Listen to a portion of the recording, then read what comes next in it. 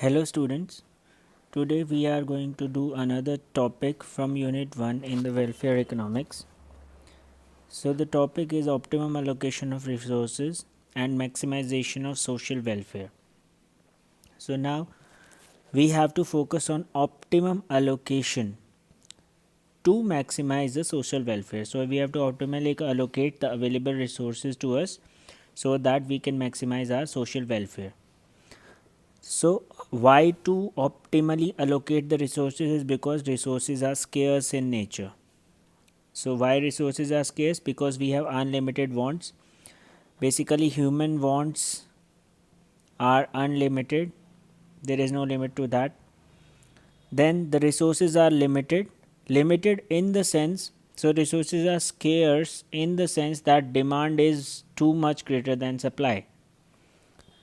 Then the resources also have alternate uses, that is, in aggregate, a demand for a particular commodity is almost insatiable. So, resources can have multiple uses. So, because of that, demand in aggregate is too high. So, how to maximize the resources is, so we have to focus on Pareto optimality here. So Pareto optimality conditions along with social welfare function can help in maximization of social welfare.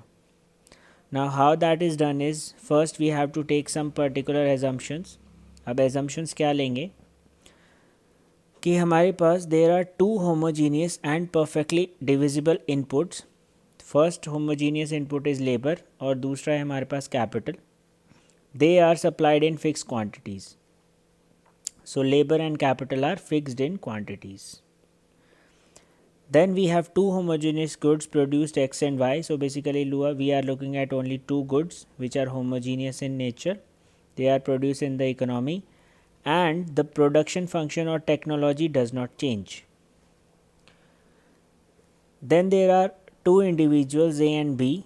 We are looking at them and the set of indifference curve which are convex to a region which reflects the ordinal preferences that we know from indifference curve theory. Now social welfare function is defined as W. Our objective is basically to maximize this W. Now given the assumptions, what we are doing is we are maximizing the social welfare.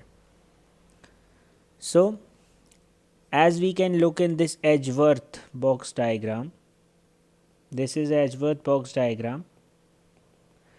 So production of OX origin is here, production for OY origin is here, and the amount of labor and capital is fixed. So we only have this much amount of labor and this much amount of capital present in the economy. अब इसी में से हमें कुछ labour x good को देना है, कुछ वाई को देना है, सिमिलरली कुछ कैपिटल एक्स को देना है, कुछ वाई को देना है. अब depending on the production we have these isoquants for them and similarly we have isoquant for these. अब जहाँ पे भी दोनों isoquants दोनों प्रोडक्ट्स के टेंजेंट होंगे वहाँ पे बेसिकली क्या होगा, MRTS will be equal to MRTS. So MRTS of one will be equal to MRTS of other because जहाँ पे भी isoquant टेंजेंट होंगे वहाँ पे उनका स्लोप इक्वल हो जाएगा. अब जितने भी पॉइंट्स हैं जब हम उनको जोड़ेंगे so we will get a contract curve. Now this contract curve basically shows all the efficient positions where production of goods takes place given the conditions that labor and capital is fixed. So various points on this contract curve are of efficiency locus where an increase in production implies of one good implies reduction in other. अगर हम इस point से लेके इस point पर जाएं तो हमें एक गुड की प्रोडक्शन बढ़ानी पड़ेगी, दूसरे की घटानी पड़ेगी. इसका मतलब ये सारे जो पॉइंट्स जो हमें कॉन्ट्रैक्ट कर्व पे मिले हैं ये सारे के सारे पॉइंट एफिशिएंट हैं. अब इस प्रोडक्शन कॉन्ट्रैक्ट कर्व से हम प्रोडक्शन पॉसिबिलिटी कर्व निकालेंगे या ट्रांसफॉर्मेशन कर्व निकालेंगे. वो क्या है कि हम यहाँ से अब हमें पता लग जाएगा कि हम कितना कितना अमाउंट ऑफ एक्स वाई का कॉम्बिनेशन प्रोड्यूस कर सकते हैं। जैसे अगर मैं इस पॉइंट की बात करूं, अगर मैं इसको ए पॉइंट बोलूं, तो ए पॉइंट पे मेरे पास कुछ एक्स और कुछ वाई है। इसी तरह बी पॉइंट पे मेरे पास कुछ एक्स और वाई है, सी पॉइंट पे कुछ एक्स और वाई है। इसी तरह मेरे पास इस वाले कर्व पे जो ये जो कॉन्ट्रैक्ट कर्व बनाया है, इसके ऊपर अलग अलग कॉम्बिनेशन हो जाएगा, जिससे मुझे ये पता लग जाएगा कि मैं किस गुड का, किस एक गुड एक्स दूसरा गुड वाई, उसका कितना कितना अमाउंट प्रोड्यूस कर सकता हूँ। सो उस तरह से मुझे एक प्रोडक्शन पॉसिबिलिटी कर्व मिल जाएगा।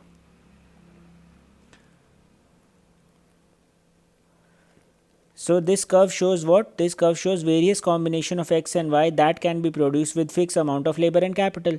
So these curves are basically,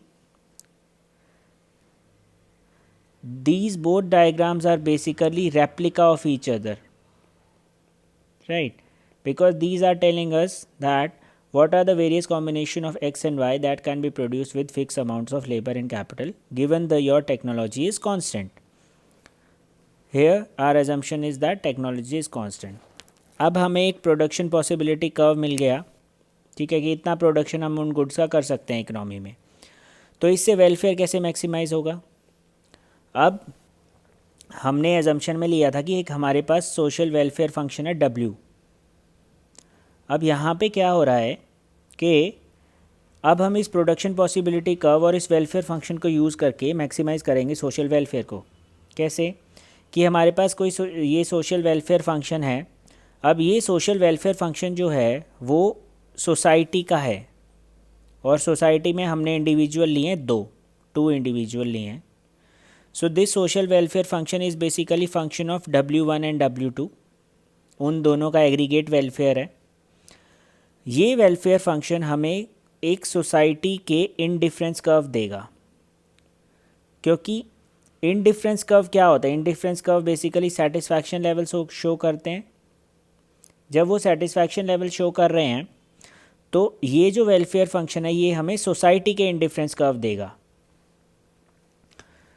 सो अब इस वाली फिगर में यहाँ पे ये जो हैं these are basically indifference curve, और basically these are showing the welfare level, different welfare level. Now we have production possibility curve. Production possibility curve से हमें निकाल लिया। तो अब इक्विलिब्रियम क्या होगा? इक्विलिब्रियम कंडीशन कहाँ आएगी? बेसिकली जिसको हम इक्विलिब्रियम कंडीशन कहाँ पे आएगी, जिसको हम बेसिकली वेलफेयर मैक्सिमाइजेशन कहेंगे, जहाँ पे जो आपके वेलफेयर फंक्शन है या वेलफेयर लेवल्स हैं वो टेंजेंट हो जाएंगे दिस प्रोडक्शन पॉसिबिलिटी कर्व के। बिकॉज प्रोडक्शन पॉसिबिलिटी कर्व हम निकाल चुके हैं और हमारे पास इनडिफरेंस कर्व्स का एक मैप है, तो उससे हमें एक पॉइंट मिल जाएगा। So basically which is point F here in this figure. So this point F is of maximum social welfare where general equilibrium condition of production, exchange and exchange are simultaneously satisfied. क्यों? क्योंकि हमने Edgeworth box से हमारा production possibility curve निकाला है, जहाँ पे हमारी सारी इक्विलिब्रियम कंडीशंस फुलफिल हो रही हैं, और उसके बाद मैंने सोसाइटी के इंडिफरेंस कर्व्स यूज़ करके एक पॉइंट निकाल लिया है which is unique in nature. So here given the condition and assumptions मुझे एक यूनिक पॉइंट मिल गया, and that unique point basically maximizes your social welfare, जो कि हमारा ऑब्जेक्टिव था कि हमारे सोशल वेलफेयर को हमें मैक्सिमाइज़ करना है। Thank you.